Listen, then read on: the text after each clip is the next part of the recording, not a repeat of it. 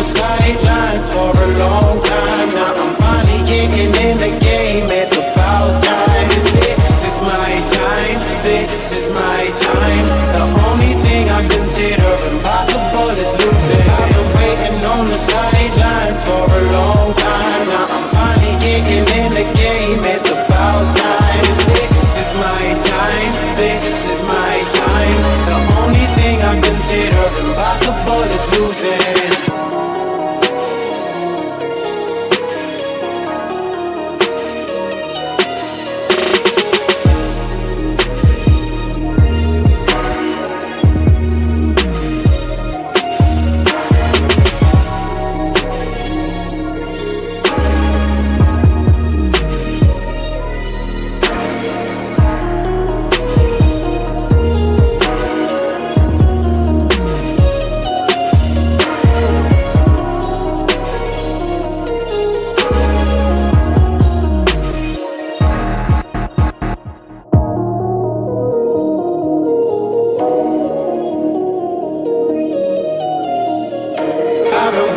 On the sidelines for a long time. Now I'm finally getting in the game. It's about time. This is my time. This is my time. The only thing I consider impossible is losing. I've been waiting on the sidelines for a long time. Now I'm finally getting in the game. It's about time. This is my time. This is my time. The only thing I consider impossible is losing.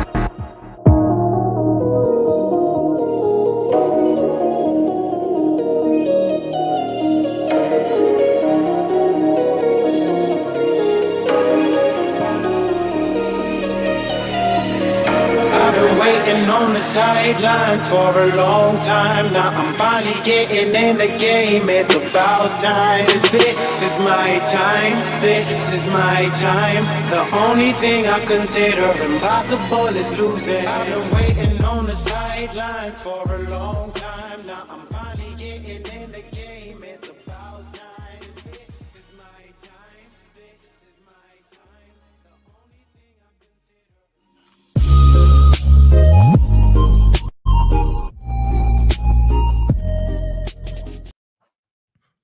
What's up, ladies and gentlemen? Welcome back to TD Fans Talk, home of the real Miami Dolphin fans. Y'all punch that like button on your way in the building. Let your friends and family members know about the channel as well. Why didn't Chris Grier just extend Tua last year? We're going to talk about it and more because I'm tired of people hitting me up in the inbox. Oh, we should have did it last year. Now look at us. And man, we're going to talk about it, okay? Again, punch that like button on your way in the building. Let me get a little bit of relax this evening. It's been a long day. I just got through working out and showering. Let me just wind down and chat with the peeps, man. Y'all hit that like button. Before we get started, I want to give a special shout out to David Kravitz, Avia, and Alex Adam. Thank all three of you guys for hitting your boy up in the Cash App for training camp. Greatly appreciated. All three of you blessing me. If it wasn't for people like you, I wouldn't be as fortunate and privileged to be able to attend training camps and things like that. So I'm grateful, and I just wanted to say thank you, and I appreciate you three. Anybody want to, donate to the training camp fund? Every year I do it so that I'm there giving full outright coverage of training camp. And this year is a little more particular because it's like back to back to back to back to back. Usually it's broken up a little, but this year it's like 12 practices in 15 days. So obviously I'm gonna have to spend a whole maybe like 2 weeks like down there. So if you want to contribute, to the training camp fund, hit me up in the Cash App, not in the super chats. Hit me up in the Cash App, $ TD Fins Talk. Again, that's $ TD Fins Talk. Thank you for those contributing. It goes a long way, and I'm again humbled and appreciative of the opportunity to represent this channel and give good analysis of what I'm seeing at training camp every year. Okay. Hit me on my Cash App if y'all want to support Scummy to continue chatting on Dolphin streams. What up, Scummy? I see you. What up, Ronnie N? I see you in the house. TD Fraud Talk said, please don't try to pretend you know what is going through Greer's mind. I don't know what's going through Greer's mind. I don't know what's going on. But I'm giving you what I think is going on. That's what this channel is about, bro. Yeah, and thanks for saying that. So that before we get started, every so often, every 3 to 6 months, I like to remind people who I am and what I do on this channel so that you don't have false expectations. Okay. Now, TD is a self-made analyst of the Dolphins. I don't know what you want to call it. I'm self-made. I cover the team. What do you call Skip Bayless? What do you call Shannon Sharp, Stephen A. Smith? What do you call these guys? What do you guys call these guys? Y'all let me know. What do y'all call them? Shout out to Glenn. Man, Glenn just dropped a big boy in the Cash App. Salute, brother. I appreciate that, man. All love. As always, man. Glenn, you always rocking with your boy, man. Just thank you, brother. That's big time. But what do y'all call Stephen A. Smith? What do you call these guys? Sports analysts? Actors? Okay. Well, I'm a sports analyst, a self-made sports analyst / actor. Somebody, Cap for Life said, you a sports independent social media market. Sports analyst. Okay, I think I'll sum it up by saying I am a Miami Dolphin fan that loves to talk about the team while spreading a certain level of influence among the masses. And what influence do I like to spread? Just my raw, authentic nature of who I am and what I believe. I also like to spread my faith that I am a firm believer in God. I believe Jesus died for my sins. I love to spread that. My faith. And I love to spread my family, the love that I have for them. My beautiful wife who holds me down, that I could still remember when I stepped away from corporate America. And I was, just tired of corporate America, making great money in upper management, great money, in corporate management terms, and just stepped away and wanted to do my own thing, started a little online business, doing well. But then I just decided to get into talking my sports, man. So I never forget. I was working like 2 jobs at one point. When I had left my corporate America job, I started my business online, but I picked up some side gigs just to make sure that I don't have any issue. So I did like overnight security. Like I'm telling y'all, it was like night and day. I'm in upper management making big dollars, and then I just drop it to start my online business, and then I pick up a side security job and a substitute teaching job. So I was a teacher, but it wasn't substitute. I actually had a class. I taught biology and earth science. I taught those in like 9th grade high school or whatever, right? So I was just doing all those things while I was trying to build my business. And, a lot of people say, why would you step away from something that was going well and you were making great money? Because I didn't want to do it anymore. I just wanted to build something for myself. And long story short, here I am today, and my online business, I'll just say I don't really deal with much anymore, even though it's self-sufficient, but I don't deal with much.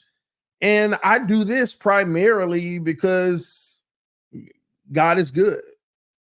God has blessed what we build here on this platform to far outdo what I could have ever done in corporate America. And I'm telling y'all, I was upper management in corporate America. The little 6-figure thing and all that. You know how that go. And I'm just grateful to God that He blessed me to be able to do something I love to do, that I never looked at as an opportunity to like bless me to, like, I never saw this as a opportunity to be the thing that I love and this is all I need. I was banking on my online merchandising business to hit, while I stepped away. Because I had also acquired a lot of retirement funds and stuff while I was in corporate America. I had a lot that I was living off of during this test, right? But here we are, ladies and gentlemen, and the crazy thing is, man, hold on. Have we hit 6 years and didn't celebrate the anniversary? Y'all give me a second. Did we hit 6 years and didn't celebrate the anniversary of the channel like we always do? Let me see here. Oldest live stream was 6 years ago on, what's the date on this stream? Wow, we did. We are literally like 5 weeks past the 6-year anniversary and we didn't even celebrate. May 22nd, the first stream, the first live stream that we did on TD Fans Talk. That's crazy. Usually every year, see, I'm so busy now, I didn't even remember to celebrate our 6-year anniversary. Here it is right here. Our 6-year anniversary. Welcome to my first live stream. I want you to check the video out anytime. Like, subscribe. Man, let hold my friends know about the channel, especially if they're Dolphin fans, because we're going to have an amazing season this year. The 2018-2019 season, I'm very excited about. There's a lot of things to be excited about. There are a few things to be worried about, but we'll talk about those in the upcoming days. Can y'all hear this? Yes or no? Miami Dolphins have begun their journey today in OTAs. So this is where a lot of the players get to start to come together and have that continuity. I got a cheap camera. The whole setup is blurry, but I got what I got. A few of my hats. I made a little design in my little Windows seal. I put some little ornaments up there, and my $30 Amazon mic that I purchased that sound like it don't even work. Man. And start to build relationships and a bond together. From my understanding, a lot of the players have actually already been working together. They're watching you every Sunday, Thursday, Monday, whatever. Much life left in the NFL. He's a veteran now. The first because stream. It's Adam Gase's team now. It's not the team he inherited anymore. It's actually Adam Gase's team this season. Ryan Tannehill. I'm looking for him to have an exciting season. I'm looking for him to give us everything that he has. A Ryaneer. Y'all see? I'm putting it on display. Your boy was a Ryaneer, man. Oh, Ryan Tannehill apologies. Supporting my quarterback, See, they used to beat me up for supporting the quarterback. Now they mad when I don't. Because everything's riding on him. So I'm oh my gosh, man. Listen, man. Let me get out of this real quick. 6 years in.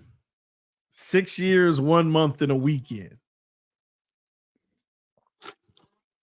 6 years, 1 month, and a weekend. There you have it, ladies and gentlemen.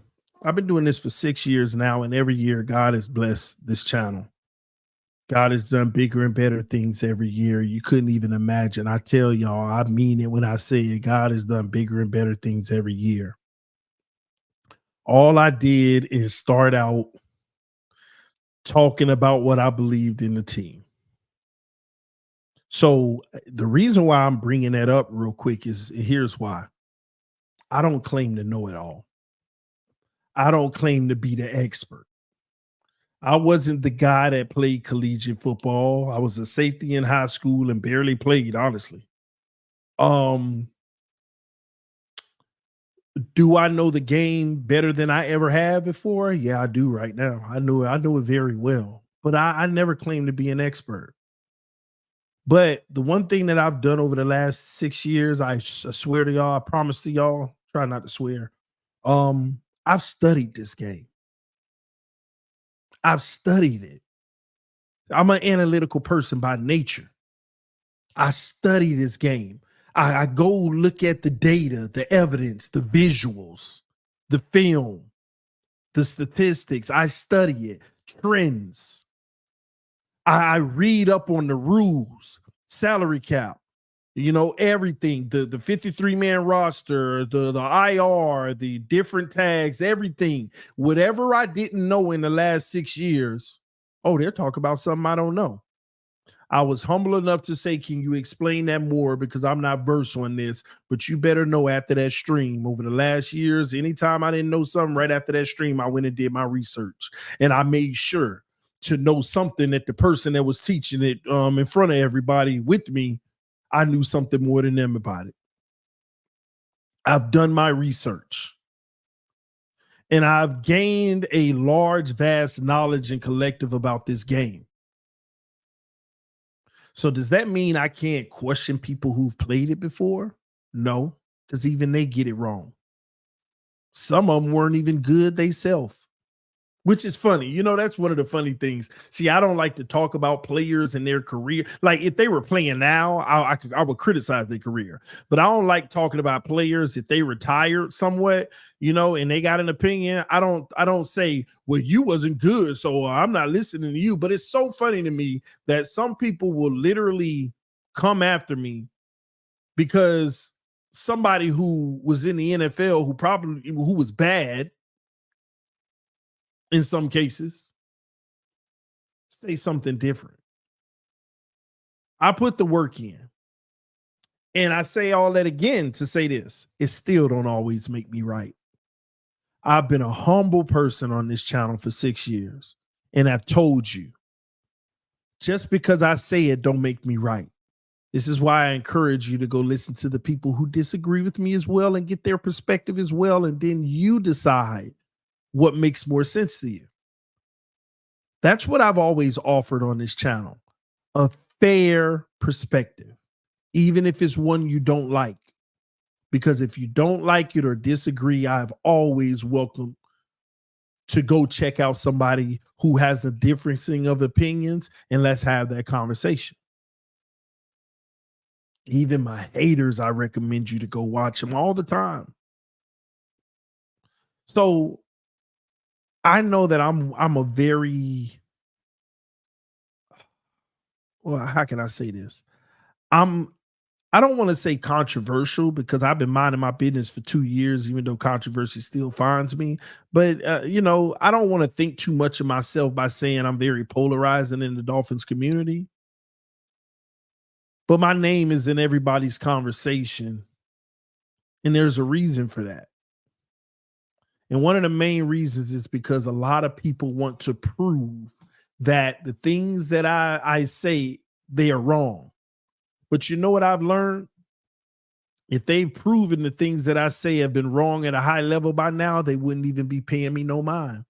But it's a reason why they're paying me all the attention and talking about me all the time, because they have yet to be able to prove that everything that I've been trying to tell y'all is absolutely incorrect. They're still waiting on the moment for the defining moment of proof. But what they don't realize is I'm waiting on that moment too.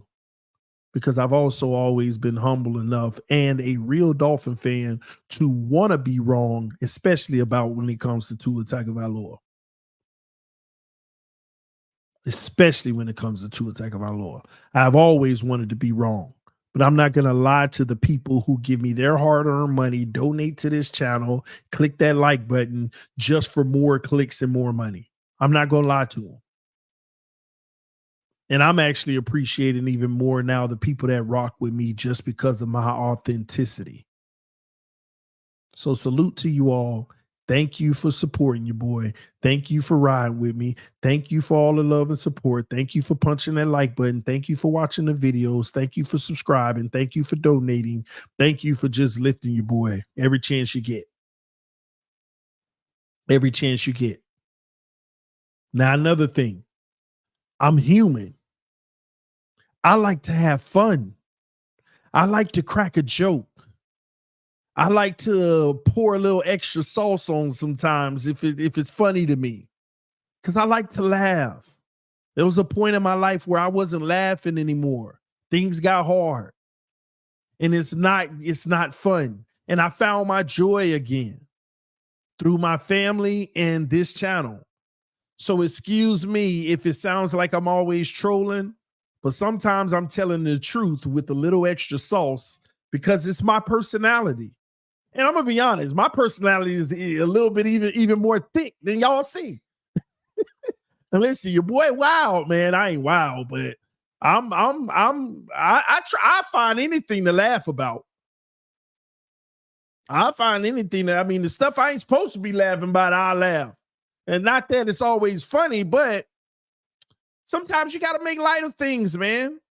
I just don't believe sitting in a bad situation and in a rut and moping. Y'all don't understand, man. The worst thing in life could possibly happen to me, and I'm probably still going to be joyous, even if it hurts. I may have moments of hurt, but I'm going to try to find joy in it. So I have fun on this channel. Now, I know my fun sometimes rub people the wrong way because it may be having fun at the expense of somebody you like or you are a fan of, but it's just me and it's my personality. So that's what I do over here. I don't claim to be Mr. Know-It-All. I just claim to tell you what I believe I know. I also don't claim to be a role model. I'm going to try to present myself the right way and have the right morals and character, but sometimes that ain't going to always come across that way. So don't have high expectations of me in those regards. I'm not a journalist. I don't have to operate off of their journalistic integrity. That's their business. And half of them don't utilize it anyway themselves.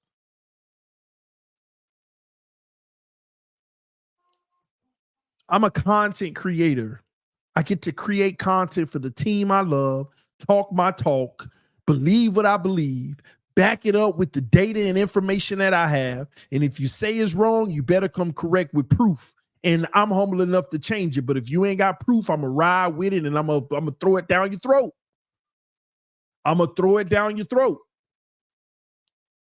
Yeah, but you scared to throw it down certain people's throat. You know, you don't want to work with them. Cause, man, at this point in my life, I work with winners. That's it. I work with winners and young kids that's aspiring to win. That's it. So if I ain't, and straight up, if I ain't working with them, I don't view them as a winner. And I ain't talk about how many numbers you got or nothing like that. Just your mentality and the way you move. I only work with winners. I only want winners around me. I only want people that know how to conduct themselves in a way where they can maintain professionalism and not get in their feelings about football. It's that simple. It's that simple. But that's who I am. So all these people, oh, I can't stand this person, TD, because, you know, he's misinforming the fan base. Who are you? Anybody you hear saying that, who are they?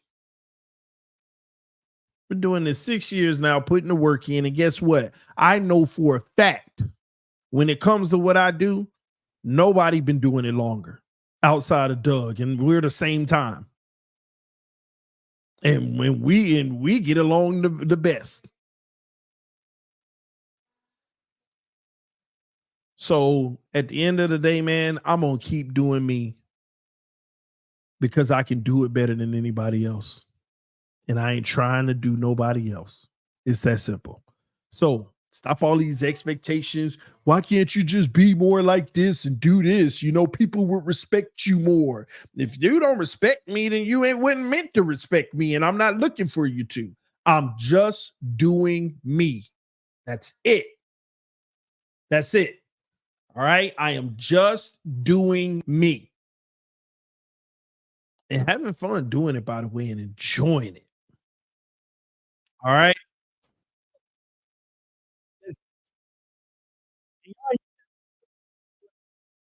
We had 97 likes. We got literally 370 people watching. Come on, man. It was you two. Oh, hold on. It was you two and K Flexing back in the day. Yeah. But K Flexing, I guess he just stopped doing it. So, I just usually don't bring him up in that conversation anymore because he don't do it no more. So let's talk. Why didn't Chris Grier just extend Tua last year? Why am I bringing this topic up? I'm bringing it up because people keep hitting me up in my inbox, hitting me up about it, trying to tell me, Chris Grier messed up again by not getting this done last year.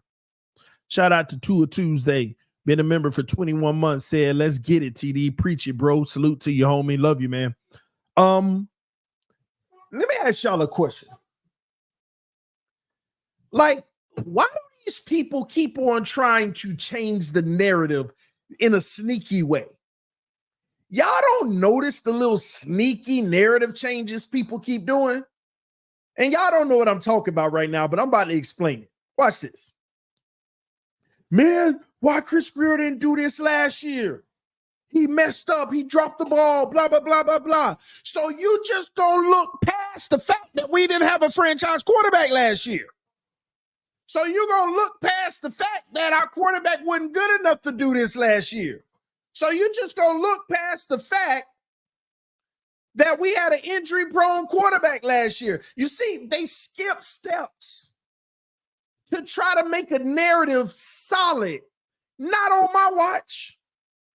You're not going to skip over the real reason. See, they don't really want to talk about why Chris Grier didn't just extend him last year. Take that just word out. Don't say, why didn't Chris Grier just extend him last year like it should have been easy. Stop. It's why didn't Chris Grier extend him last year? And let's talk about why. We all know why. We all know why.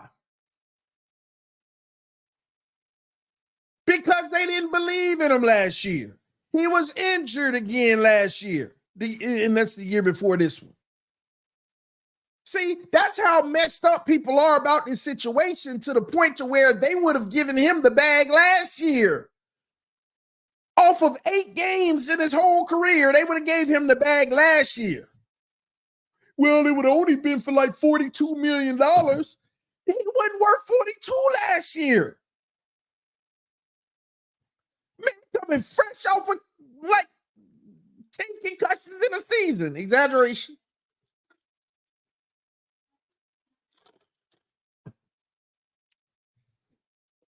Man, it's time to start using my soundboard too, man.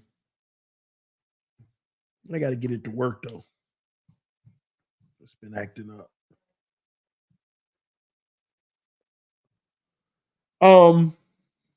Like this is what I'm talking about. Like, people keep on coming at me like, man, no, Chris Grier screwed up from last year. Well, where are y'all getting these narratives from? Who's pumping these talking points out here got y'all thinking Chris Grier messed up by not doing it last year? Like Tua was worth it.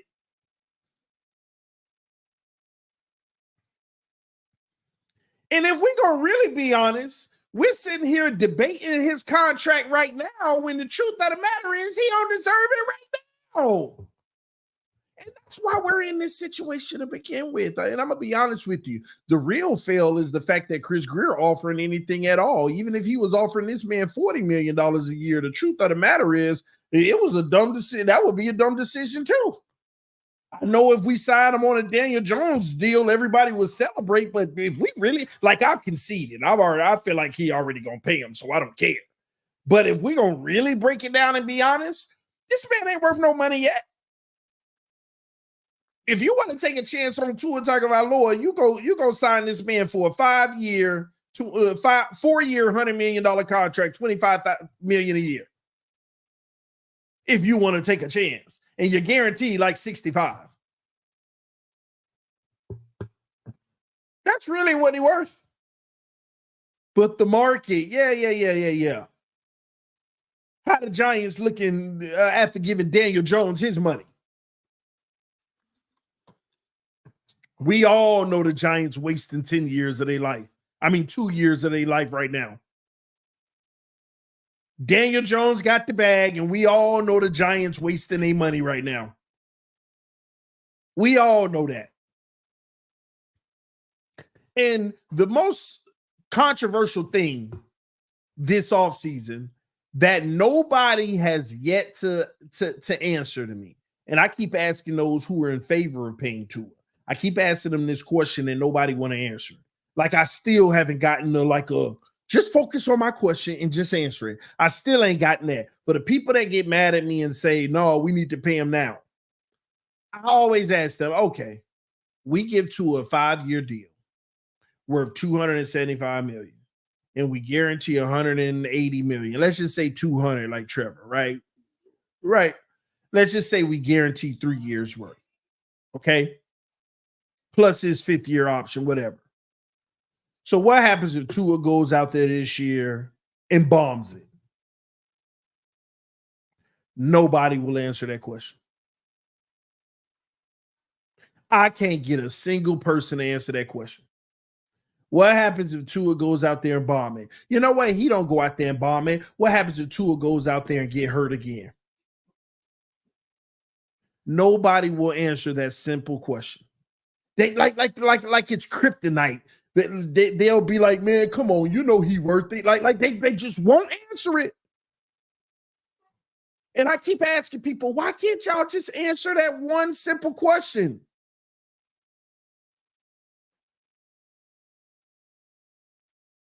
And the difference between Tua deal and Trevor deal is that Trevor still got a 4th year and the 5th-year option plus the extension so they could spread the money out and get out good. But Tua ain't got all that. He just got the 5th year and the new contract, and the cap escalates quickly on his deal because he don't have that extra year that Burrow and Herbert and Trevor had. He don't have it.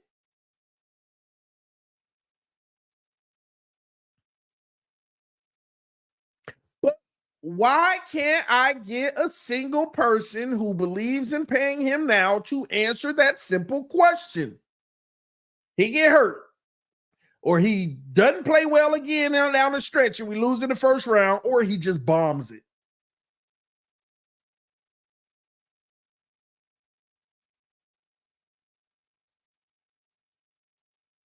Q said TD having out in that contract if Tua fails to reach or achieve a benchmark. Yeah. Q, that's what they offered him now. A contract that got an out. But a contract that got an out ain't giving him the money he wants. It ain't giving him the guarantees. It's fake money. The contract might look good, but if they can get out of it in 1 or 2 years, then it ain't real money. He ain't got no real guarantees. That's the problem we're in right now. But I'm talking about the people who are advocating for giving him the big deal right now that will lock us down for 3 to 4 years, not the 2-year out that me and you are talking about, because he's not accepting the 2-year out. I know that's what they're doing right now. He's not accepting that. But the people who are advocating for the big deal that has an out at the 3 or 4 years, which is real money, those people come to the front of the congregation and talk to us about what do we do if he get hurt this year? What do we do if he just bombs out and more of the same, playing good against the bums, bad against the good? What do we do? Glenn said it's about the guarantees. We're all on the same page. Y'all ain't saying nothing that I don't know. We know it's about the guarantees. But once again, the reason why a deal ain't done right now is because Tua and his camp ain't happy about the guarantees. So again, if you're like, they need to pay the man, well, your quarterback don't want the guarantees they offering. So what you're actually advocating for is more guarantees. And that's whenever we get into the situation where it will come back and bite you if he get hurt again or he bombs out. But again, nobody want to answer that question. Y'all just keep saying, give him less guarantees. Why are you telling me that? And I'm sure that's what they're doing and he not accepting it. But right now, all I'm hearing is people coming at me acting like it's Chris Grier's fault. Why they ain't signed him last year?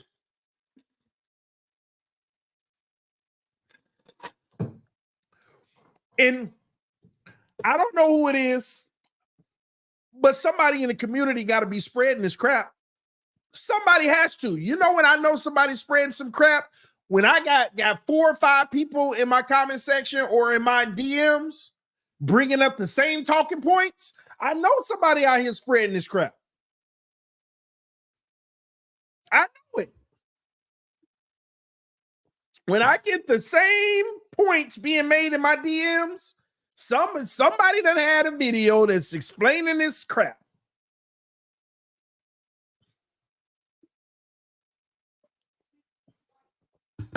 I mean, I don't care who it is. I'm just saying. I know when somebody out here putting these narratives out here. It's the only way when I'm reading my DMs and like, oh, okay. Then the next one, hey, that's the same thing. Then I go to Instagram. Oh, that person on this person on Instagram saying this. Somebody out here saying this. So since people flood my inbox with this topic, I'm letting you know now. Stop listening to this narrative of they need to making it seem like it's the team's fault. Ladies and gentlemen, it is no one's fault that Tua is in this situation right now other than Tua Tagovailoa. He controls his own destiny. If he would have beat the Chiefs, he would have been paid already. If he would have beat the Titans, he might have been paid already. If he would at least play halfway decent late in the season versus Baltimore, he would have been paid already. If he would have beat Buffalo maybe once this year, he would have been paid already. The man, that's the crazy thing. The man gets so many opportunities to be able to to give people arguing points for him. Man, you know how crazy I be looking on the huddle every day? I've been trying to defend Tua lately. So often I try to come to this man's defense and it don't even feel right. I just feel like I'm lying. I just feel like people do it. There ain't no legitimate talking points to defend him. It all sounds clownery.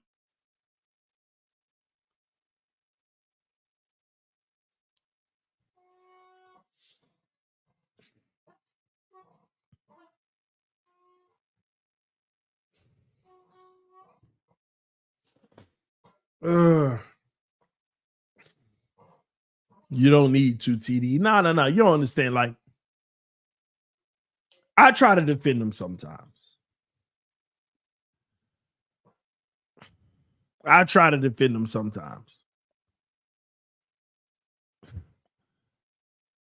But I don't like losing debates. And every time I try to defend this man, I feel like I'm losing the debate. God. Like, how do these people do it? Like, they do it with a straight face. They'll tell you how ridiculous you are. And I'm like, how do they do it?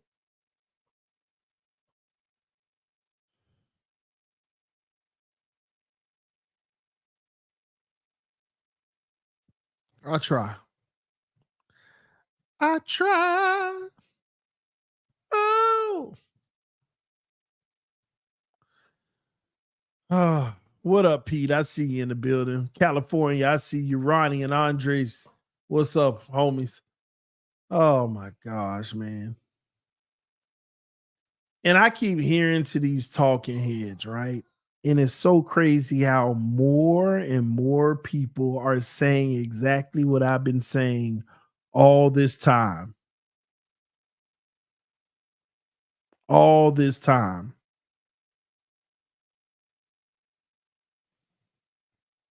Every day I turn on, my news or Twitter, and some analyst is breaking it down. Should we pay Tua? And everybody knows. Everybody knows.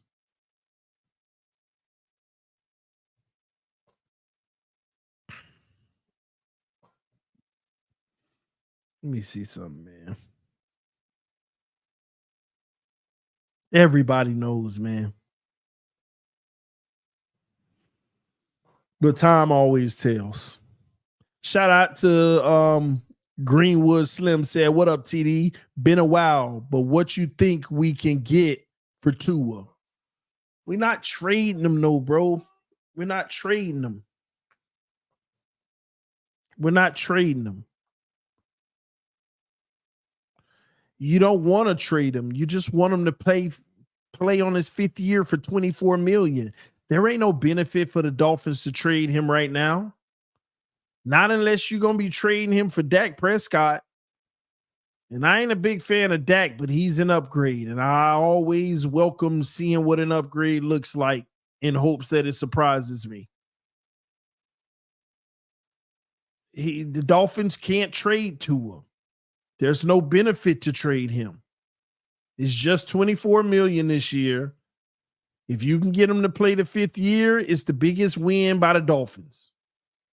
Like, the team doesn't win bigger than Tua playing his 5th year because you actually get to find out. You actually get to find out.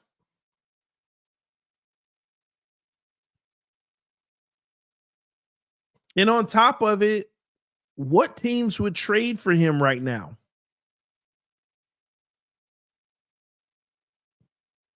And what would you bring back in return? You got to try to go for it all right now. This team was built around him with his makeup, with the system that fits him, with personnel that will work for him. You got to attack this right now. You have to. So Tua's the guy right now. But what Miami's trying to do is fight to get him to play on the 5th year option. I think that's what's happening. They gave him an offer that they really truly believe is fair for him. It's under market value because the Dolphins don't believe in the market with a quarterback like Tua, which makes sense. That's smart on their behalf. And they know he's not going to take it. And they're just trying to get him to bet on himself. Because I also think Chris Grier knows that. See, I don't know, but this is what I believe. I think Chris Grier even know what he got into right now.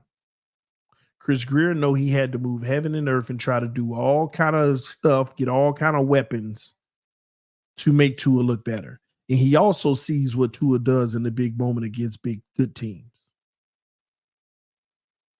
Chris Grier ain't falling for y'all fake narratives. And when I say fake narratives, what I mean, Chris Grier ain't falling for, well, when the team got hurt, that's when Chris Grier ain't worrying about them injuries. You know why? Because Chris Grier saw it in the first Buffalo game. He saw it in the first Chiefs game. He saw it in the Eagles game. Everybody wasn't hurt then. Yeah, you may have had Connor might have went out in one of those or something, but people go get hurt every year. Chris Grier ain't no fool. He ain't following these false lying narratives people keep spreading. Y'all act like people didn't get hurt. That was at the end of the season. We had already saw at the beginning of the season, you still can't beat nobody. And let me tell you another thing that Chris Grier, I don't think he a fool about, that y'all act like, man, some of these people acting like fools about this. The truth of the matter is, the reason why the Dolphins don't have an excuse late in the season, even with injuries, is because guess what? Even versus the Chiefs, even versus the Chiefs in the negative 18-degree weather, with no defensive linemen, with banged up players, even against the Chiefs, we could have won that game if our quarterback would have showed up. Don't make me start this Chiefs film again. Wide open receivers, in which I was actually proud of Tua making the right reads. He was just throwing trash duds all over the field. It's a shame that we got to point to injuries when even with the injuries, the opportunities to win were still there, and our quarterback was overthrowing, underthrowing, holding the ball, not taking the check down, just doing the dumbest stuff. But y'all want to say injuries. See, that's y'all problem. You want the team around Tua to hide all his inefficiencies.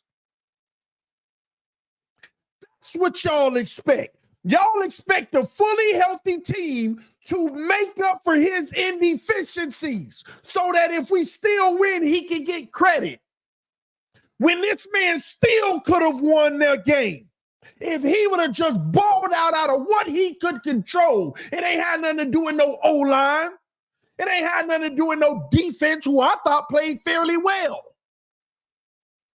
Excuse after excuse after excuse. The man just kept missing throws the whole game. Wide open throws with clean pockets. And we around here every day got a new excuse. Y'all the same people that always ignore the injuries. Why are y'all ignoring what he can control?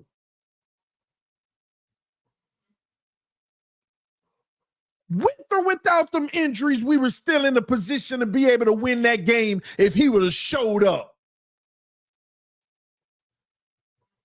Ridiculous. It's what we got to deal with every day. People making excuses. And then you want this team to get sucked down this rabbit hole of giving him the bag. And next thing you know, for the next 3, 4, 5 years, we stuck. Looking like the same old Dolphins. And y'all ain't going to blame him. All you going to do for the next 3, 4, 5 years is talk about everything around him that ain't working around him. That crap out. At what point is enough enough?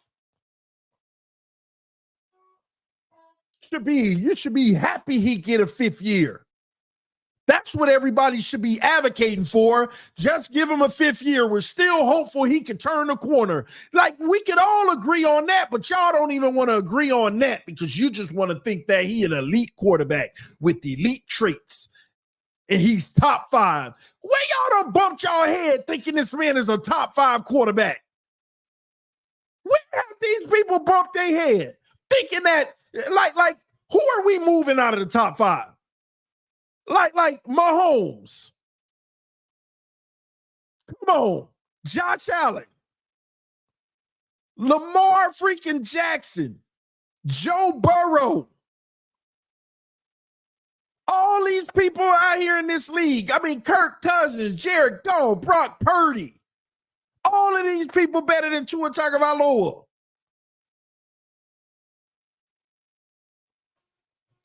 I go down my list. I get to, we start our debate at 11, 12, 13, 14, 15. That's where the debates start. We ride with this notion, top 5 quarterback. But this is what we deal with. People really believe it. Should we have signed Russell Wilson and cut White, same money? No, this is Tua's year. If I'm saying it, it says Tua's year. He needs his 5th year. I would even give him his 5th year at this point. But this notion that we need to commit to more than that right now is crazy to me. It's crazy to me. Oh, man. The homie Glenn just donated, said, bottom line is Greer do not pay Tua last year. Want Tua to prove himself again.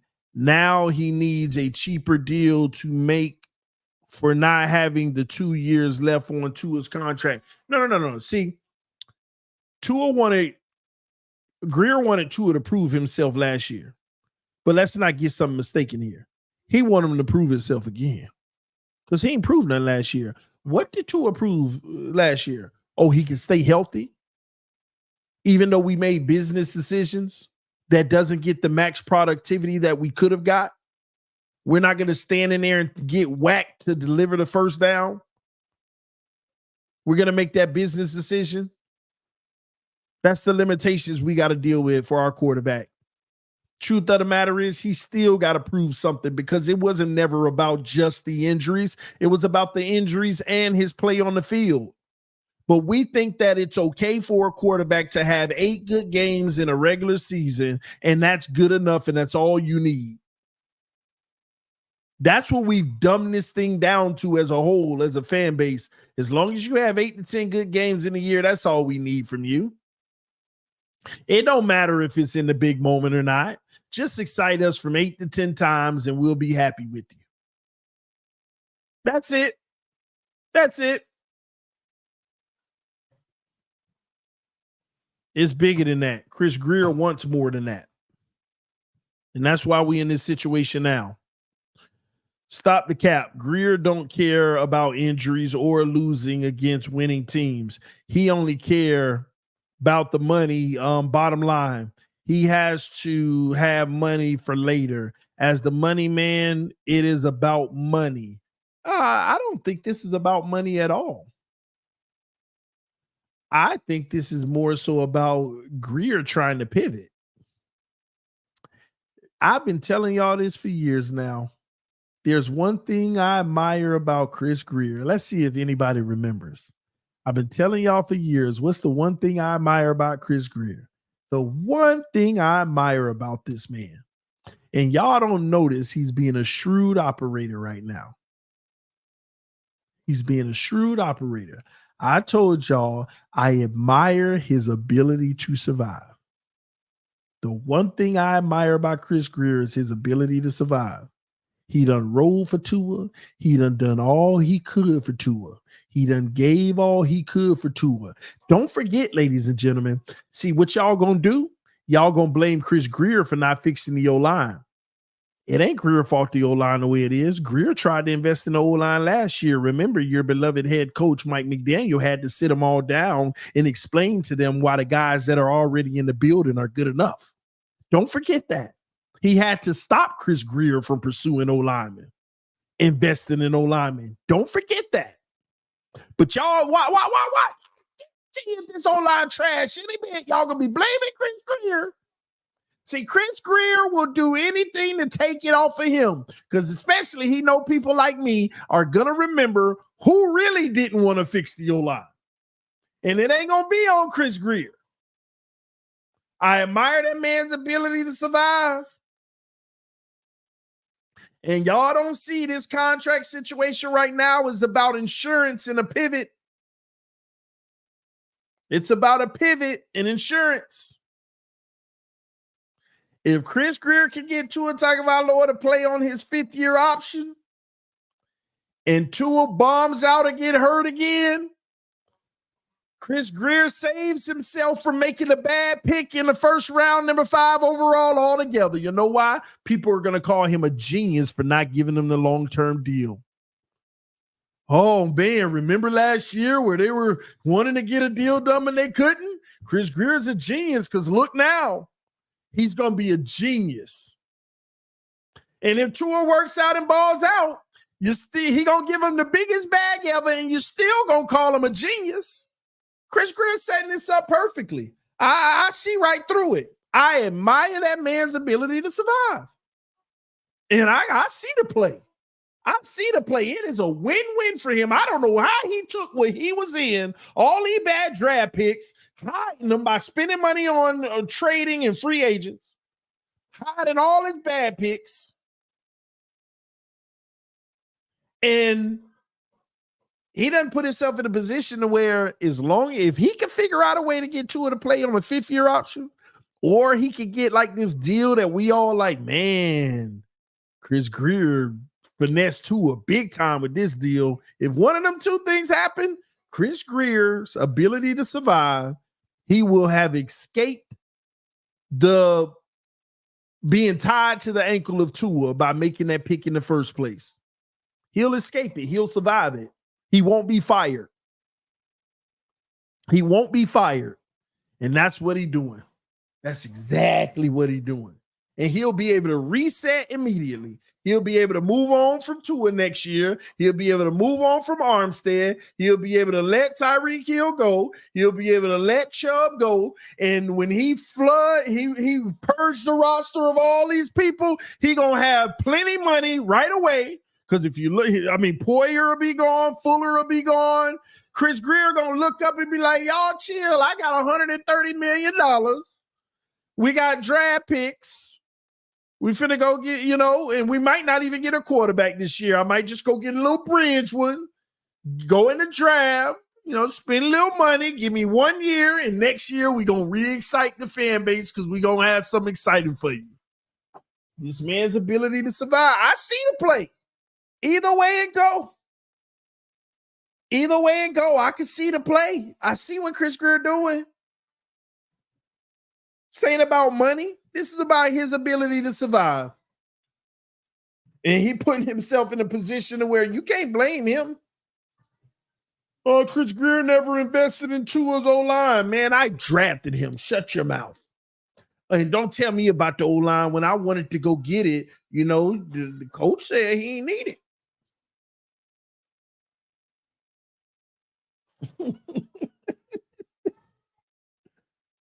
Oh, man. Y'all pay attention to this stuff. Glenn, it's not about the money, bro. It's not. You think the Dolphins can't afford to give Tua $56 million a year right now? Do you really think we can't afford to give him a $60 million contract right now? Yes, we can.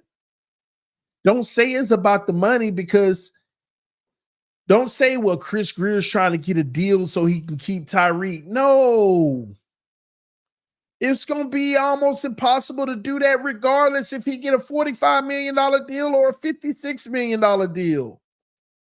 Something got to give no matter what. I'm telling you it's not about the money. It's about locking someone in and being looked at as a failure GM if you got to go through 2-3 more years of the same thing. I'm telling you, a lot of people believe the Dolphins if we sign Tua for the next 2 to 3 years, we're going to have 3 years of the same thing and the whole organization going to be looked at bad. Everybody going to be on the chopping block. If they sign Tua in 2027, they're going to be talking about potentially letting everybody go, the coach, the general manager, everything. Because what y'all need to realize is signing Tua Tagovailoa on a long-term deal and it don't work out for the next 3 years, Stephen Ross has to come through and clean house. He has to, literally, you sign Tua on a long-term deal and you don't have a single playoff win in the next 3 years, Stephen Ross, he has to clean house. There ain't no way around it. It ain't okay, Tua didn't work. Let's go get another quarterback now. No, you got to clean house. This decision is defining. This decision is locking McDaniel and Greer down. This decision is going to be the ball and chain.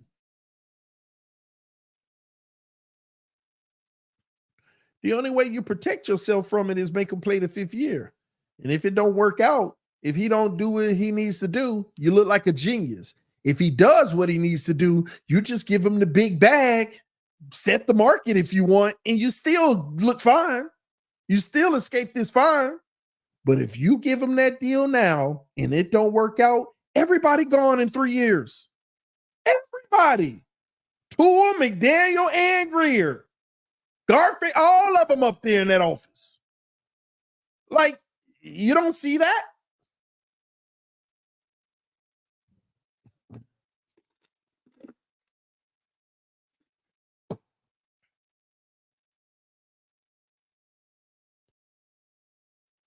Oh, man. People never talk about the ramifications if this does not work. No. They don't talk about the ramifications because They just want to guarantee Tua's going to be in a uniform a little longer. That's all this is about. I don't blame them. I told y'all this is what fans do. Right now, people are threatened by the possibility of Tua's uncertain future. It makes fans of Tua nervous. Hey, man, I just hope that they don't screw him over and then he goes somewhere in a bad situation. You know, what if they make him play his 5th year and he doesn't do well and he ends up playing for the Panthers next year and wins 4 games? What if he ends up at that team and they don't have all the weapons he needs? Y'all know how quick a quarterback's career can dwindle. They go off in the wrong situation. Y'all know how quick y'all know that's what they scared of right now. But as long as they can get a deal done that can secure a few more years, they feel safe. And let's not forget the underlying factor to all of this.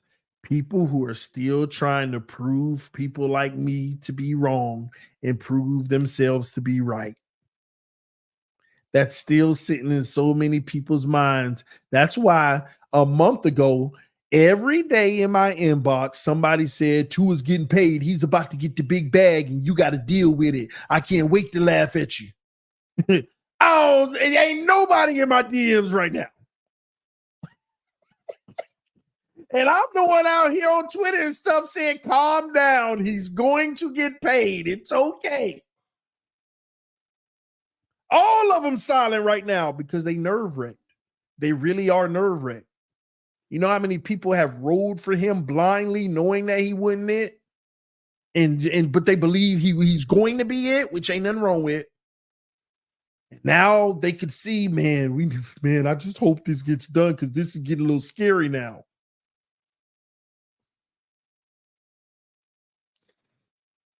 You act like you've never been wrong, TD. I'm wrong all the time. See, again, I want to be wrong in this situation. If they sign Tua on a long-term extension, I want him to ball out this year. Oh, TD, you were wrong all this time. Yes, I was. We got a winning team now. We could win a Super Bowl. And I'm back to the excited Tannehill near type TD. But I ain't seen nothing to get me there yet. He almost fooled me 2 years ago when we played the Lions, Bears, and Browns. He almost fooled me. But I'm wrong all the time. I'm wrong every day. But I'm humble enough to say I actually want to be wrong in this situation. See, people can't accept that. They can't accept my raw honesty that I don't believe in Tua. He's not a franchise quarterback, in my opinion. And they can't accept I want to be wrong. They want me to eat my words. It's not going to happen. I'm just going to get on the right side when new evidence support that I'm wrong. It's that simple. It's not like this rocket science. It's not.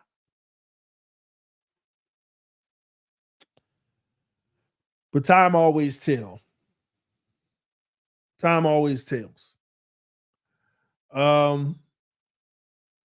TD say that again. Lions, Bears, and Browns. Y'all remember that Lions, Bears, Brown game? That's probably his best three-game stretch of his whole career. The Lions, Bears, and Browns. Omniron with the donation said, say Tua plays on his 5th. Tua fails. What do you think is our strategy for obtaining a new quarterback? Trade up in the draft or trade one? How are the next 2 years of college QB projected to be? This is how I look at it. If they make him play on his 5th year and he bombs out. So bomb out means he gets hurt and we don't make the playoffs. He gets hurt, we make the playoffs, but we're, same old. Or he doesn't play well down the stretch like usual. He has good games, but he also doesn't play well down the stretch and we bomb again just like last year. No playoff success, whatever, right? What that does is say, okay, Chris Grier, you just found out on $24 million. Are you willing to pay $40 million to give it one more try? See, the problem with Tua, this is why I feel like Tua is the one that's going to settle for a cheaper deal. The problem with Tua is, if that happens, he ain't worth even $40 million. He wouldn't even be worth the franchise tag. The Dolphins wouldn't even franchise tag him next year. They wouldn't. One moment, y'all. My bad. I didn't know. Thank you. Babe, you bring a bottle of water? Whew. Wife brought your boy some coffee. Whew. So the problem is, if those things happen, they won't even franchise tag him because he wouldn't even be worth $40 million. So now they'll get in a bag and they'll be like, hey, Tua, we got this 4-year deal worth $125 million. That's when they'll get into that. Maybe, he's good enough to where we can still keep moving forward, but now we could also draft a quarterback, just like the Kirk Cousins situation, but cheaper, where they still got Penix, but they just signed Kirk Cousins on a big deal. But instead of this massive deal, they're like, your stock just fell to him. And the truth of the matter is, we might just let you. I mean, you're a free agent because we ain't finna franchise tag you. And after the league saw what you did, is there somebody out there that'll give you more than $36 million a year? We offering you a 4-year, you see what I'm saying? Like $140 million, somewhere in that area. $144 million, and we'll guarantee about 79 of it. What you gonna do? Now, if it's somebody out there that'll offer him the Daniel Jones type money, a little more or something, and then you got to hope it's a state that ain't got income tax like Florida. So it's a big win for us. Maybe you could sign him on a cheap long-term deal and you accumulate your draft capital just in case. And if it was me, here's what I would do. If Tua plays his 5th year and failed, I'm not going to franchise tag him, but I'm going to offer him a 4-year extension worth about $144 million, just what I just said, which is about 36 a year. And I'm going to guarantee about 70, 80 million, which is 2 years worth of guarantees and a little extra tip, $10 million tip, just in case we cut you after 2 years, you still get a little 10 million. And I'm going to trade Chubb. See, the thing is, I'm moving forward with Tua, but he ain't finna have everything around him. I'm going to trade Chubb for a draft pick. I'm going to move on, cut Armstead. I'm cutting all my money. I'm getting my money. And I'm going to put a team just like Tua had his rookie year and his second year together. And I'm also saving my draft capital. So if we're drafting at 19, I'm trying to get somebody's next year pick plus a second rounder or something. And I'm starting to gear up draft capital. And now having Tua with a lesser team, the very next year we should have a really good draft pick plus a whole bunch of other capital. And now I'm drafting a quarterback to sit behind Tua for that second year. Now, in those 2 years, if Tua ball out, I still gonna draft that quarterback. But all right, Tua, we doing some stuff with you now. Let's keep moving forward. It ain't gonna kill us.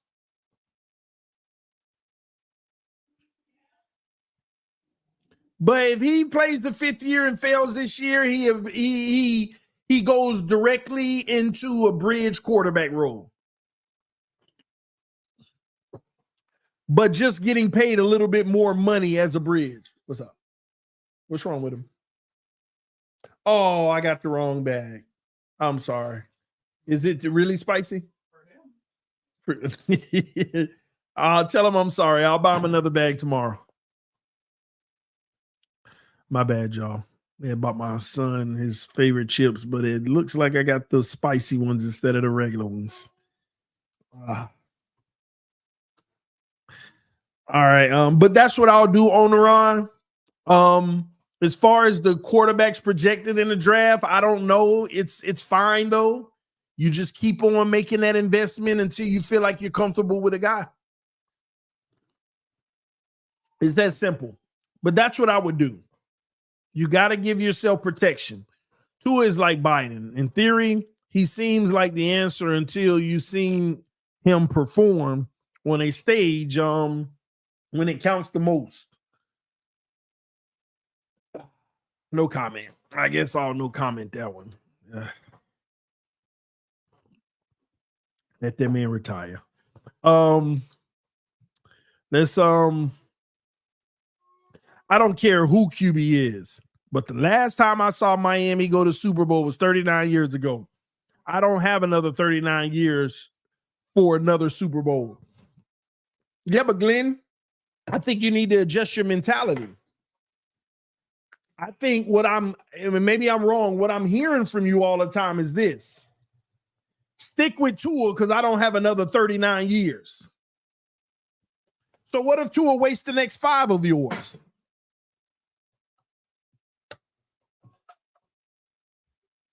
What if he wastes the next 5 and you got to move on anyway after that? Did you not just delay the possibility of getting a franchise quarterback another 5 years? See, right now, a lot of people don't want to talk about the tough decision.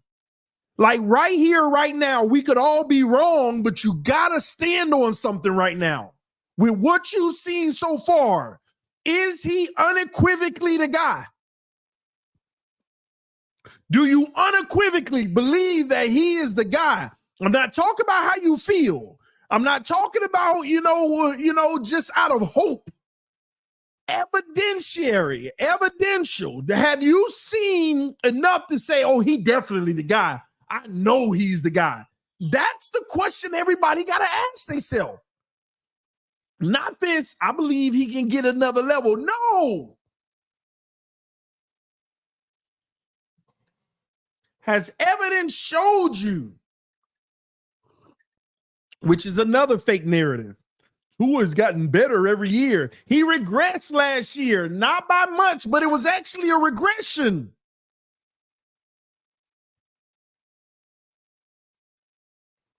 He was still good last year, but it actually wasn't as good as 2 years ago.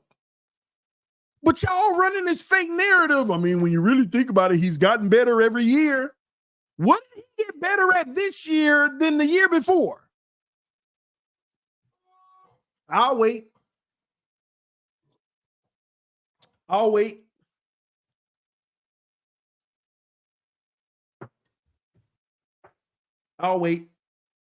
You said, what exactly is the regression? Well, you know what? A larger sample size of falling on his face. See, last year, you had a 3.5 game stretch of him falling on his face. Then he got hurt. This year, we got a good 6 games of him falling on his face. We got the larger sample size this year because he didn't get hurt and we got to see more and it was more falling on his face. That's why his passer rating was down. Most of the statistics was down. Not that much, but it was a regression.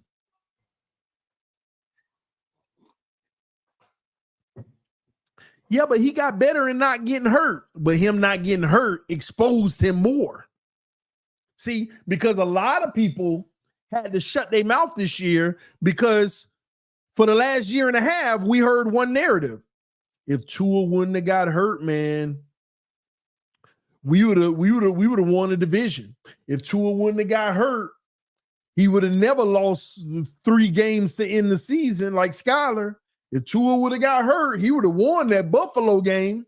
Well, guess what?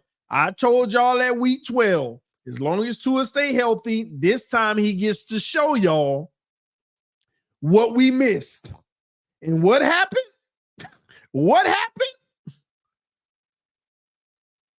Yeah, you probably should have wished he wasn't on the field.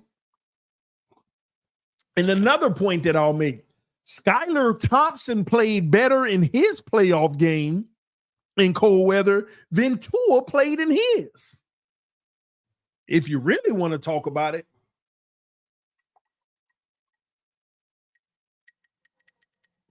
If you really want to talk about it.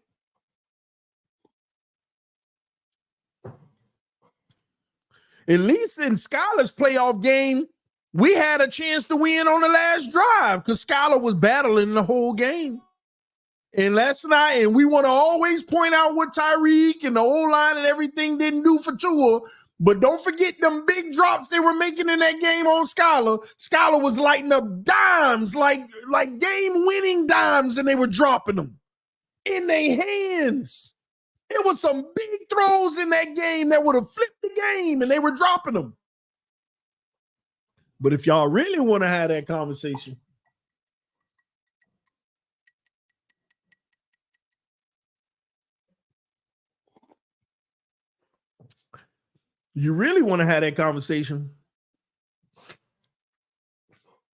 where's Skylar now? QB3. Well, let's be honest. Let's just be honest about this, Q.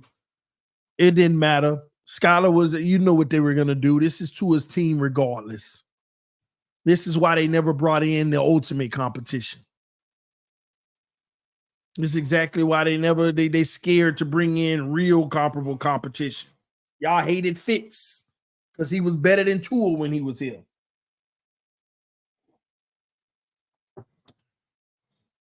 Yeah, Tua can't come from behind. He got one come from behind win, and that was against Baltimore, that debacle they had. Outside of that, anytime Tua get down double digits, it's a wrap. Tua don't like to play from behind because he got to be perfect. When he up, he can take chances and feel free. It reminds me of LeBron James early in his career. I used to always tell people that 2 minutes left in the game, if they down by 6 or more, LeBron passing the ball, he deferring. If they up by 3, he feel like he got some cushion. Let me just jack this up. Bang, and I hit it. Oh, I feel good. It's a mentality. It's in your head.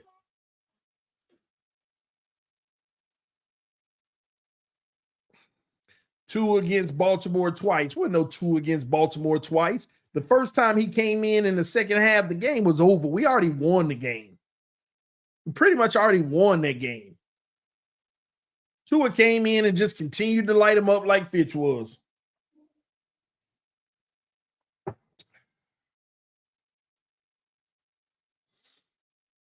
Oh, boy. Oh, my brother in the building. Breeder G. He said, I hope Greer gives Tua the wrong bag of chips. Yeah, who we fooling, though? At the end of the day, right before training camp, between now and in 3 weeks, we'll get that breaking news. We'll get that breaking news, y'all. Miami Dolphins have got their quarterback locked down for the foreseeable future. Tua Tagovailoa probably even going to set the market. I still like I see what Chris Grier doing, which is smart, but I still don't believe he going to go through with it when it's all said and done. When we see his deal, we're going to be like, what was all of this for? When we see the deal, we're going to be like, what was all of this for?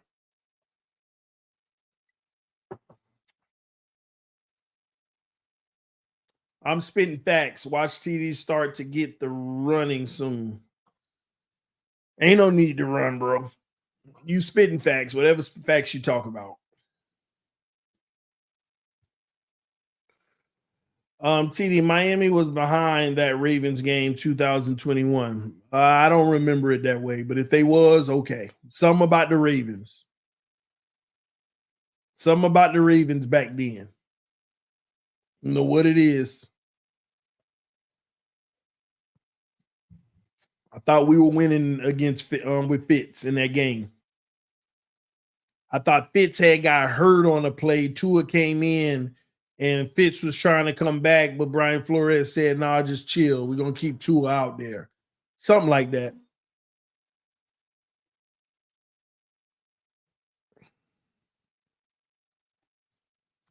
I'll look it up.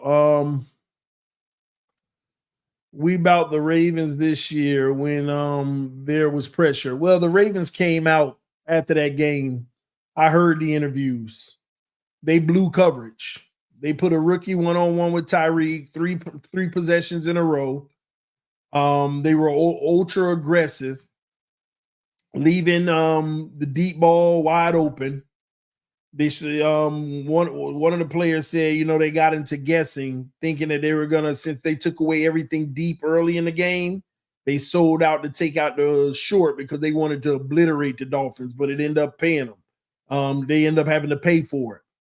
And that's whenever they said it won't happen again. At least that big game where he threw 6 touchdowns. After that game, that press conference I heard from the players, they said it won't happen again. That's why that next game when it came up, you heard them in their press conference before the game. It won't happen. We won't let that happen. Y'all will see. And they went out there and they obliterated Miami. In the game after that, they went out there and obliterated Miami. Total obliteration. But when you think about it, it makes sense because even the beginning of that Ravens game where we threw 6 touchdowns, they obliterated us in the first half. Straight obliterated us in the first half. Tua threw 2 picks in the first half in that game. Should have been 3. They dropped 1. What Greer should have did at the end of the season was tell Tua and his representative that they are going to have him play on his 5th-year contract and not play this game and have the drama.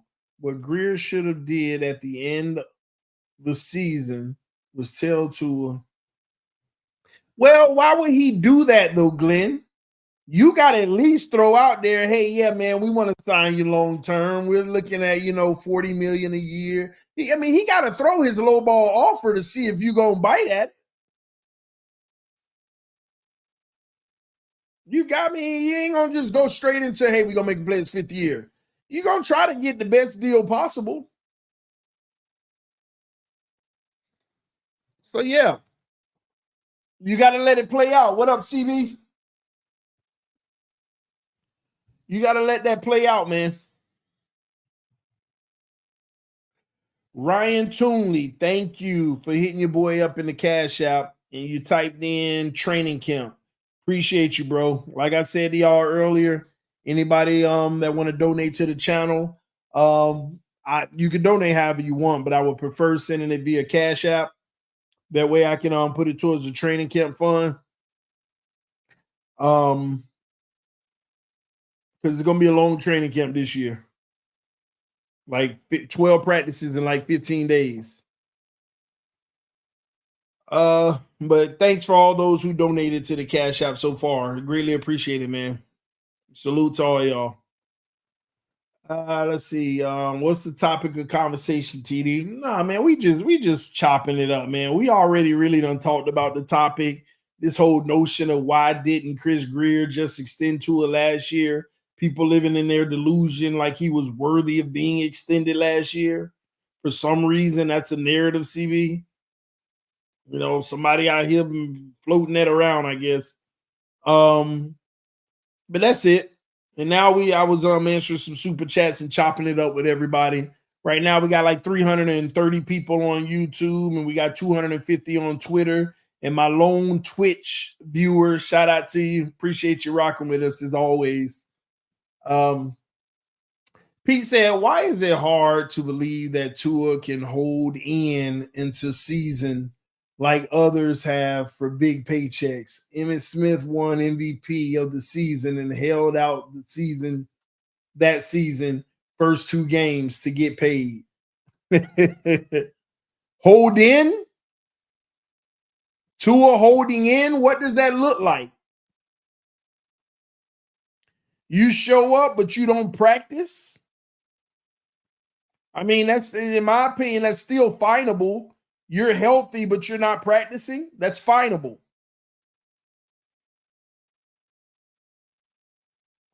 So I don't know about the whole hold-in thing. You got Zell TD? Yeah, I got Zell. I don't know how you would Zell me though, but yeah. Again, PayPal or Cash App is the best way to do it. But holding in, again, I don't see Tua. Again, they're gonna get a deal done before camp, but if we go to camp and Tua is playing hardball and showing up and not practicing, I ain't gonna lie, that'd be entertaining for me. Like y'all don't understand what my mentality is. I love my team so much, but I'm really convinced that I just, like, at the end of the day, it's Super Bowl or bust for me. And it's hard for me to see it. Like I felt a little bit of hope as of late, but it's still hard for me to see it with Tua. So it's like whatever they do, let the theatrics begin. I'm gonna be right here covering it, giving you my thoughts on it. But Tua holding out, imagine us going to camp and Skylar and Mike White out there practicing, and Tua ain't practicing because he want his money. If I'm Chris Grier, I'm calling Ryan Tannehill right away. And you probably can get him for the low, because we got $16 million. Don't underestimate that. Man, Ryan Tannehill come in the building and he start taking first team snaps. I let Tua sit there every day watching. Be careful what you ask for. Be careful what you ask for. Be careful what you ask for. Boy, and let me tell y'all, they would be trying to rip Ryan Tannehill apart. Man, Ryan Tannehill throw a pick in practice. It's the highlight of the day. Oh, see, man, they decided to Ryan Tannehill throw a pick. Even the beat writers will be against them. Boy, they'll be trying, but don't let Ryan Tannehill come and start cooking. Ooh, don't let him start cooking. And if Tannehill cooking, and Tua come in like, okay, I'll play on my 5th year. If I'm Chris Grier, I will come out in a press conference. We're glad to have Tua back playing on his 5th year. You know, we've decided, to let this thing go along, but we do have an open quarterback competition. I hit him with the open QB competition just for even trying us like that. I hit him. It's an open competition. And I'll make sure, Mike McDaniel, you are required to make sure that you spread the reps between those two evenly. Boy, oh boy. Man, what would be a beautiful thing is actually having real quarterback competition. Like, have y'all ever thought about that? Like, legitimately having real quarterback competition in the building, though? Like, really competing for the starting job? But we know the last time Tua competed for a starting job, he lost to Ryan Fitzpatrick. Man, you talk about that would be crazy.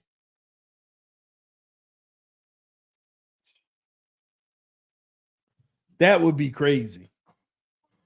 And y'all know I'll be acting up. Y'all know I would be acting up.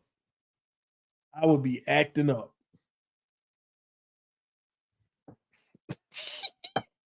I ain't gonna lie, I want them kind of theatrics to happen. It'd be fun for me.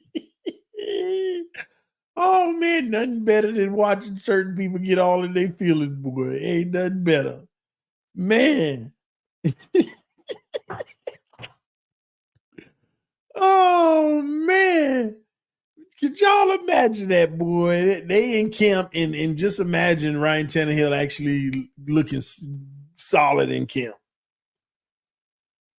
Just imagine that. How many NFL teams have a QB competition? Not many, because most of them know they got their franchise quarterback. Only the ones that don't know if they got their franchise quarterback or not usually have competition. So yeah, that would be hilarious if Tua was to get Mariota'd. Oh my gosh, that would be like, oh man. Like, I ain't gonna lie, I'll be feeling bad for Tua, but it'll be just so funny to just see people's reactions. And I'm telling you, they would go every chance they get, they gonna be trying to scrutinize Tannehill, everything he do. Man, oh man. But I just want them to figure out if they're gonna give Tua the deal, just give it to him. If you're gonna make him play on the 5th year, make it be known. Because I'm ready to evaluate his season starting in week 1 versus the Jacksonville Jaguars. Tua has to deliver a victory because that's a winnable game, and it's a tough one, and it's a conference game, and you gotta start the season off rocking and rolling against the Jacksonville Jaguars. So yeah, we need this one. We need this one, and I need Tua to be on the field ready for it. AB said, "Oh, you evaluating players now, TD?" Well, no, quarterbacks. Tua. I evaluate Tua every year. I got a grading system. I bring it out every year. Last year, he passed the grading system to where my grading system said it's fair to give him another year. Even though he collapsed late, my grading system said it's fair to give him another year. So we'll see what this year holds. But yeah, oh man, I think we're just waiting on him to either get the deal or training camp to start. So we could we need closure as Dolphin fans. Not closure, but we just want to know what's gonna happen. Y'all let me know in the chat. Does Tua get a deal before training camp, or is he gonna be forced to play on his 5th year? Let me know what you think in the chat real quick. Let me know in the chat. How tall is Tannehill? I don't know. He got to be like 6'3" or something. A little taller than Tua. I would love to hear what TD thinks. Nathan, about what? Let me see if you had a message before that. TD, how much draft capital would you give up for Josh Allen? None. I wouldn't give up no draft capital for Josh Allen.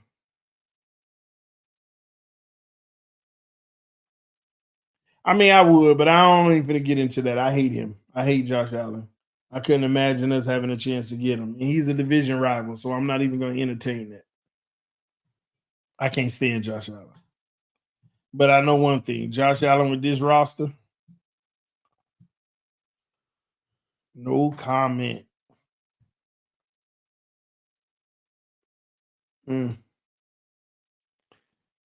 Fifth year, I hope is best for the team. Tua will take a lesser deal with some perks. Maybe otherwise he will play on 5th on holdout end. I think Greer is stalling, and he really doesn't have any intentions of paying Tua right now. You wouldn't give up a first for Allen? Like right now? I don't want to talk about Josh Allen, man. We all know the answer to that question, but I hate him so much I don't want to answer it. Okay. TD, when are you doing your final roster prediction? Probably Thursday, I believe. And it's an early roster prediction. This ain't the final. This is the early, and then after training camp, I do the full one. My final prediction.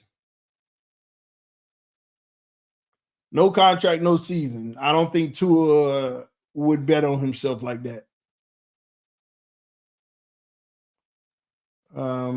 Is that why Mahomes stomps out Allen every year because of the roster? No, I mean, that roster could be better. Again, Josh Allen with these weapons, man, y'all done lost y'all mind. Josh Allen, who's mobile and got a cannon with the top run game, where he throwing less interceptions, and oh my man, I ain't even getting into that. Y'all leave me alone. I don't even want to talk about that bum. Gosh, y'all are contaminating the water even bringing that up. It'll never happen, so just leave it alone. Can't believe I'm even thinking about it. Tua won't bet on himself, TD said. He won't. Can we be honest, bro? Tua ain't finna bet on himself and play no fifth year unless they forcing him to play a fifth year. But Tua ain't finna bet on himself, bro. Unless they forcing him to. Because if an offer on the table, Tua eventually gonna take it. Tua betting on himself would be you gotta fire your agent after the season if you blew all your money. Would you take Dak over Tua right now, TD? Yes and no. The player, yes, but his salary, I can't.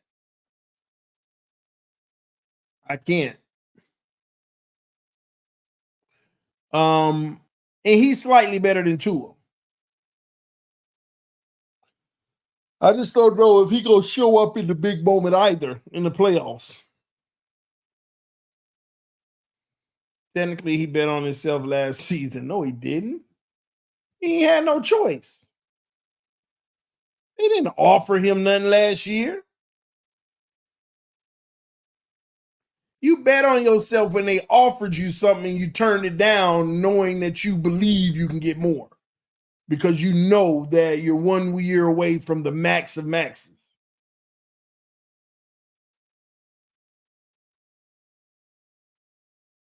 Definitely didn't bet on himself.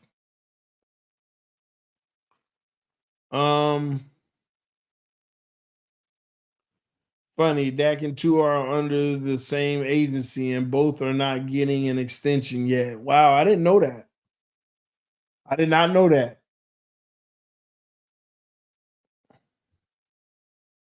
I did not know that.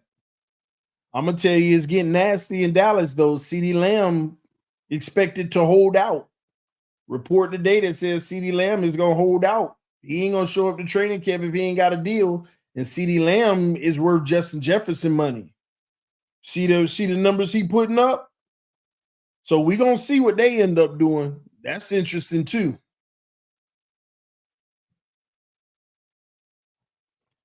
Keith said what they don't want to acknowledge is that if Tua gets paid, he's going to open the floodgates for the better QBs wanting to get paid.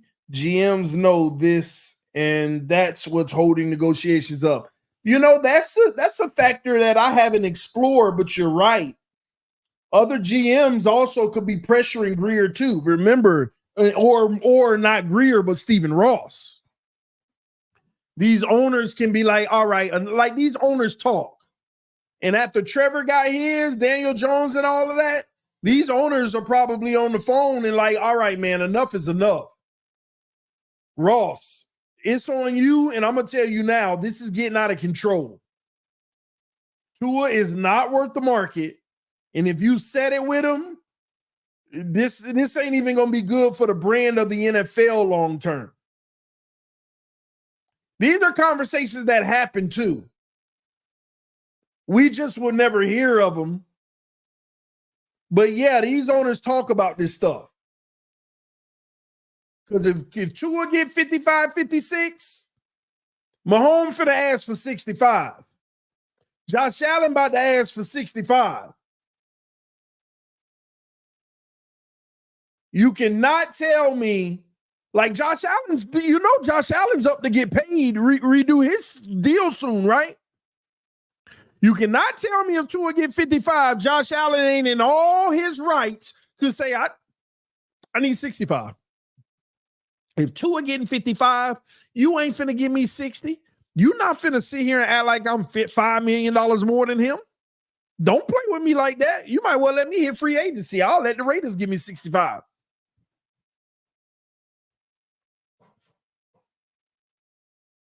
And these quarterbacks going to start stacking up. And then you know where the real problem come? I'm telling y'all now, Josh Allen's going to be the issue. Josh Allen is going to be a problem for the salary cap. Here's why. He got this year. He going to be looking for a new deal. Will they do it? Maybe. Maybe not. If they don't, within the next 2 years, Josh Allen's going to look at these guys getting 55, Dak and all of them, 56, 57 or whatever, because Dak is going to get paid too. And when Josh Allen time comes up, because he's going to be like, I'm a perennial AFC East. I mean, AFC, I'm winning my division. AFC conference game multiple times. My stats speak for themselves. So if Tua is getting 55 million, matter of fact, I need 70. I need 70. Don't play with me. I need 70. If Dak Prescott getting 57, and no, man, I need mid-60s or something, and Josh Allen's going to be the problem, and here's why.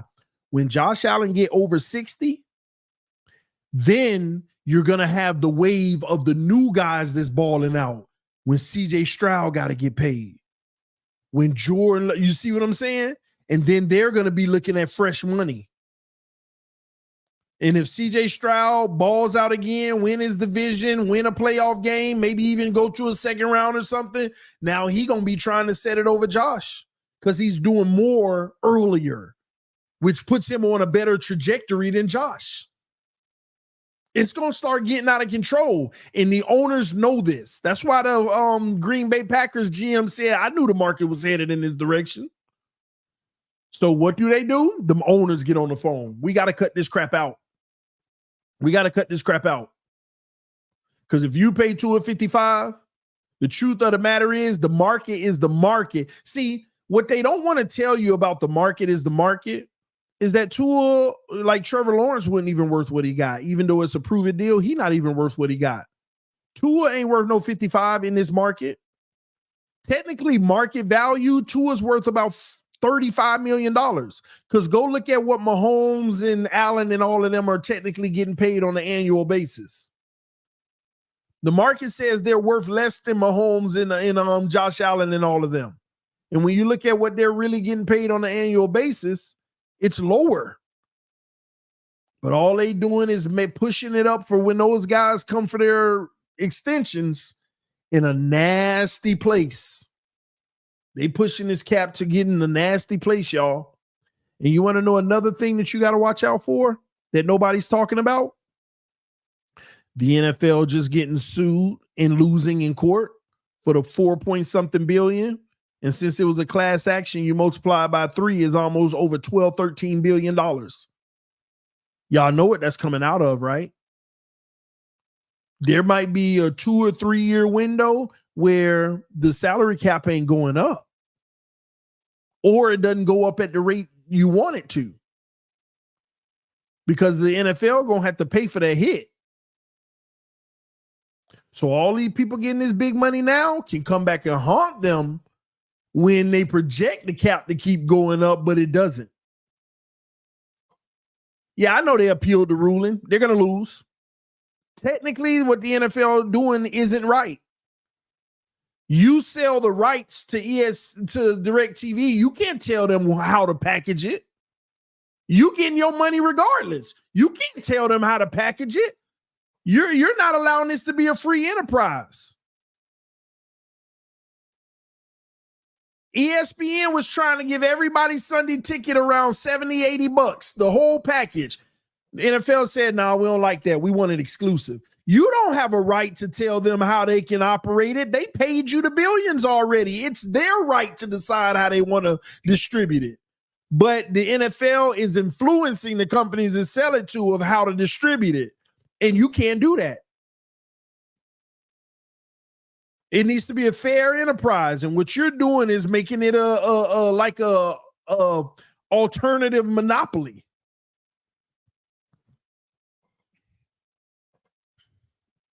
So I'm sorry, they're not. I don't think they're gonna win the appeal, regardless. From Don Stroke to now, this is the first time I haven't believed in my quarterback. I'll take Tannehill or Thompson. We don't know, man. We don't know. Glenn, I didn't say they sold the rights to ESPN. ESPN was trying to acquire the rights for it. And ESPN was trying to sell the package for $70 or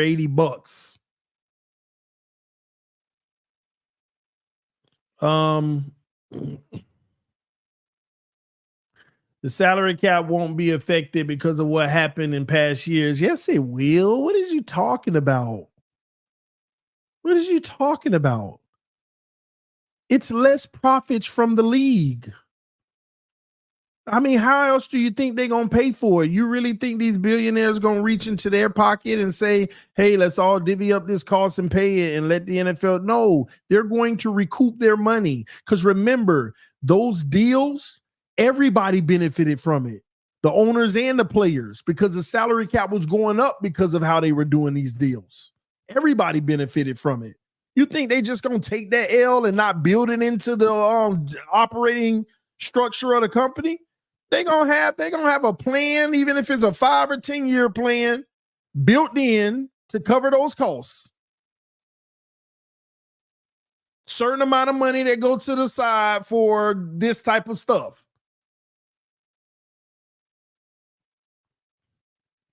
It'll be paid for, bro.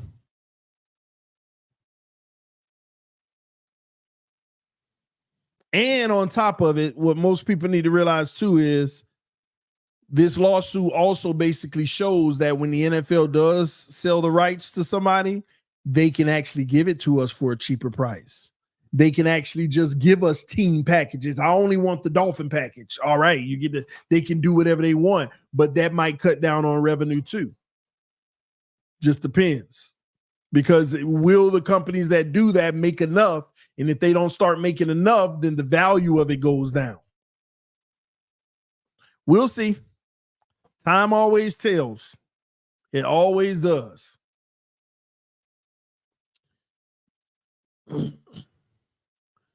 CD, how do you think the Sunday ticket will end? Only paying to watch a specific team play like the Dolphins? I don't know. It doesn't matter to me because I'm going to buy the whole package anyway.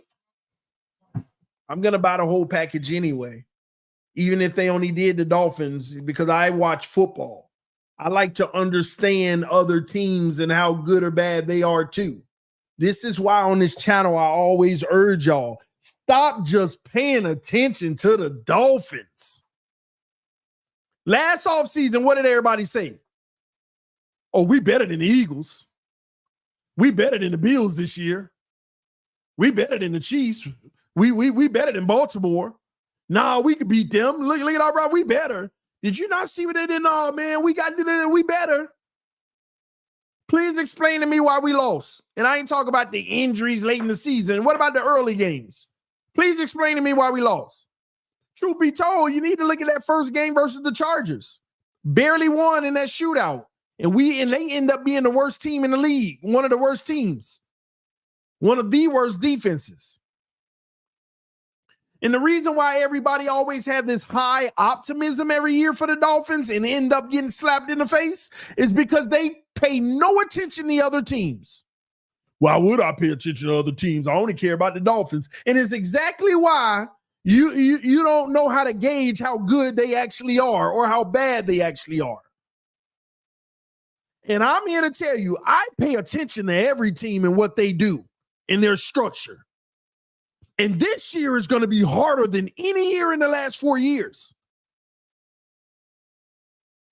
This year is going to be harder than any years in the last 4 years. And before I get out of here, I'll go ahead and briefly explain why through our schedule. Because first of all, Miami didn't really get like better. We just changed what we prioritized on the roster. Like we hope we got better, right? Like we think we did. We hope. Basically, we really didn't move the needle that much. We just figured out a way to sustain our roster collectively and maybe a little bit more depth, which is a good thing, right? But watch this. Let me just briefly talk about the teams that will be playing this year and why it's not going to be easy. First game of the season, Jaguars. We know Trevor got hurt last year, but that's one of the top better teams in the AFC. And that's going to be an eye-opener to start the season. That's going to tell you a lot of what you need to know of the pulse of our team. That ain't no cakewalk. It should be a win by the Dolphins. It should be a win by the Dolphins, but it could be a tough game. Week 2 versus Buffalo. I don't need to say much. I know they're not the same team, but we got a problem beating Josh Allen. Diggs ain't the end-all be for them. I know I make it about Diggs all the time, but trust me when I tell you, the way that they play defense, even though they got a new defense, technically they flying around better. They're younger. Trust me when I tell you, Poyer was losing a step last year. A lot of those guys in those secondaries was starting to just show their age. You might look up in this youth, and Buffalo is a better thing for them. Seattle, same situation. This is a solid team. These aren't cakewalks the first 3 games. Tennessee, the 4th game ain't even a cakewalk. We lost to them with a whole bunch less last year. Patriots, cakewalk. Colts, who is Anthony Richardson? Still better win that game. Arizona, I don't believe in Kyler, but that's don't let that be our Tennessee game. Bills again, we already discussed it. Rams on the road, 8:15 at night, prime time. Come on, we already know what time it is now. That's a loaded team. That's a low-key great drafting team. That's a team that got everything they need. And I don't see us winning that game, but Raiders, that's your scary boy right there. That's the scary one right there. That's the one we win like we beat the Cowboys last year. Barely. I hope so. Patriots, we win. Green Bay, and this is where the gauntlet comes.